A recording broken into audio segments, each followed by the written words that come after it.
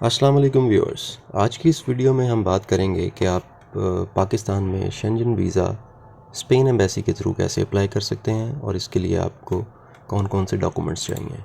सबसे पहले अगर डॉक्यूमेंट्स की बात करें तो आपको वीज़ा एप्लीकेशन फ़ॉर्म फिल करना है जो कि BLS स्पेन की वेबसाइट पर मौजूद है। वहाँ से आप एप्लीकेशन फ़ॉर्म फिल कर सकते हैं। उसके बाद आपको 2 कलर पासपोर्ट साइज़ फ़ोटोग्राफ्स चाहिए, वाइट बैकग्राउंड में होनी चाहिए। फिर उसके बाद पासपोर्ट है जो कि जिसकी वैलिडिटी आपके वीज़ा एक्सपायरी डेट से 3 महीने ज़्यादा की होनी चाहिए।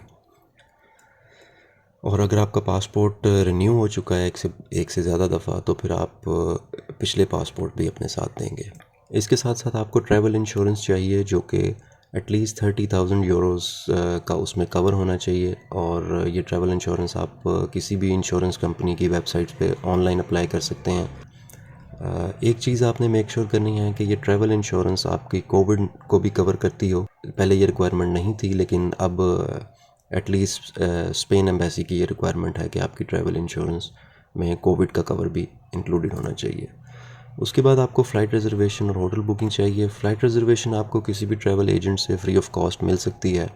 ये पेड एयरलाइन टिकट नहीं होती, जस्ट मेरा एक डमी बुकिंग आपको चाहिए होती है कि आप किस डेट पे जाएंगे और किस डेट को वापस आएंगे। इसके साथ साथ होटल बुकिंग है, ये भी आप ऑनलाइन फ्री ऑफ कॉस्ट ख़ुद बुक कर सकते हैं booking.com से या agoda.com, हॉस्टल वर्ल्ड्स, इस तरह की वेबसाइट्स हैं जहाँ से आप ये free of cost hotel booking कर सकते हैं। और ये होटल बुकिंग आपकी पूरी ड्यूरेशन ऑफ स्टे की होनी चाहिए। जो आपने वीज़ा एप्लीकेशन में आप अपना ड्यूरेशन मेंशन करेंगे कि आप कब से कब तक ट्रैवल करना चाहते हैं, तो उस पूरे ड्यूरेशन की ये होटल बुकिंग भी होनी चाहिए।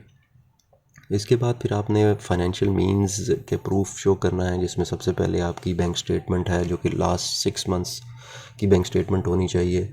और इसमें इतने मिनिमम फंड्स होने चाहिए जो आपके ट्रैवल को जो आपकी वहाँ पे ट्रैवल एक्सपेंस को कवर करें।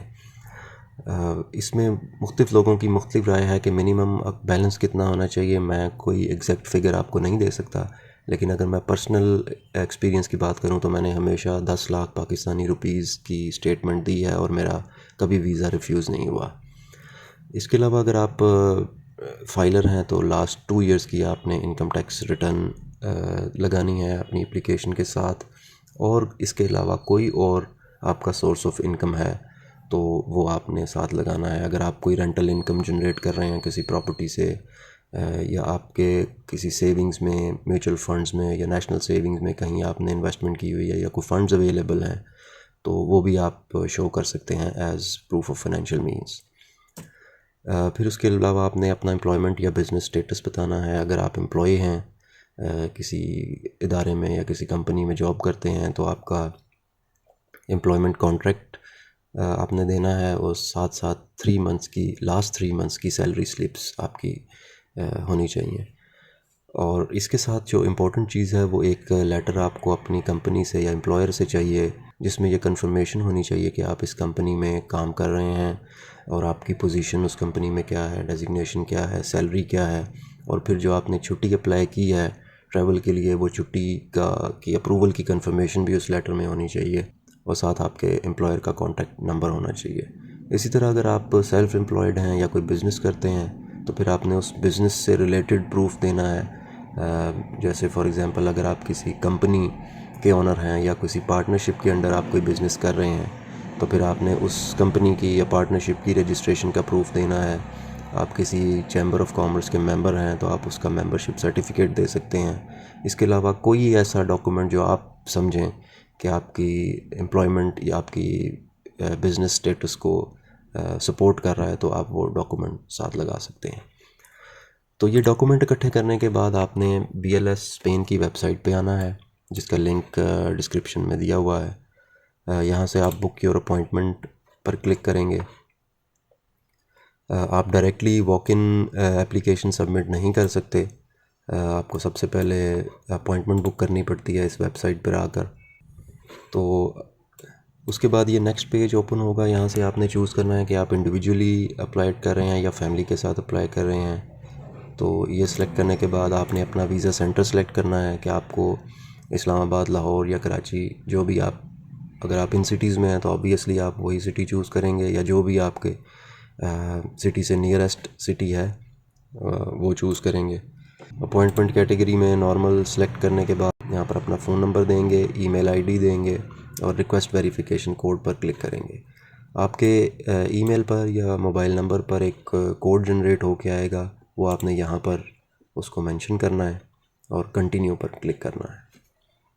नेक्स्ट अपॉइंटमेंट का पेज ओपन हो जाएगा। यहाँ पर आपने सबसे पहले अपॉइंटमेंट डेट सेलेक्ट करनी है। इस वक्त यहाँ पर नवंबर 2021 में किसी भी दिन अपॉइंटमेंट अवेलेबल नहीं है। सैटरडे और संडे ऑफ डेज़ हैं, तो बाकी मंडे टू फ्राइडे यहाँ पर आप अपॉइंटमेंट सेलेक्ट कर सकते हैं, लेकिन अभी अनफॉर्चुनेटली कोई भी अवेलेबल नहीं है।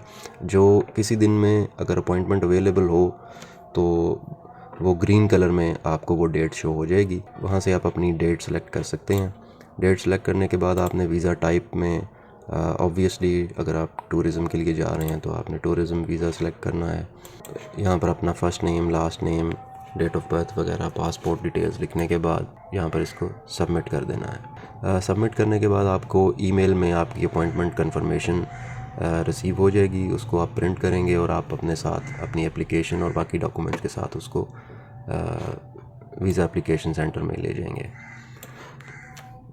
इसके अलावा अगर बात की जाए वीज़ा फ़ीस वगैरह की, तो वो इन्फॉर्मेशन भी आपको यहाँ से मिल सकती है।